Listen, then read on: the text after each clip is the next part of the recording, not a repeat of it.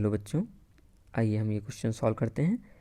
Question आपका integer type का है और दिया हुआ है if the concentration of SO2 and O2 in the equilibrium reaction are quadrupled the concentration of SO3 now will be.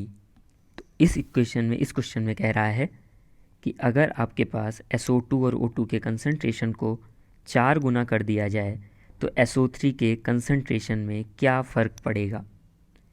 तो हम इस तरीके से इसे करें कि मान लिया जाए कि पहले की कंडीशन में इसका x मोलर, O2 का y मोलर और इसका कंसंट्रेशन आपका z मोलर था, और नए इक्विलिब्रियम पे आपने इसे 4x कर दिया है और इसे 4y कर दिया है, तो नया SO3 हमको निकालना है।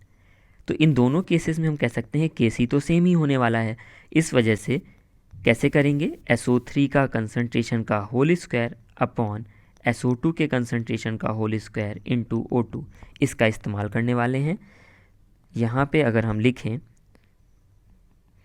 तो इनिशियल कंडीशन में ये आएगा Z का whole square divided by x square into Y, और बाद वाली कंडीशन में हम इसको इस तरीके से लिख सकते हैं कि SO3 का नया कंसंट्रेशन का whole square divided by 4x का होल स्क्वायर इंटू 4y। तो यहाँ पे अगर हम इसे कैलकुलेट करने पे जाते हैं तो ये आपका आ जाएगा SO3 का कंसंट्रेशन का whole square is equal to Z square into 4 की power 3 into x square into Y divided by X square into Y. तो यहाँ से एक्स स्क्वायर और वाई आपके कैंसिल आउट हो जाने वाले हैं इस प्रकार से।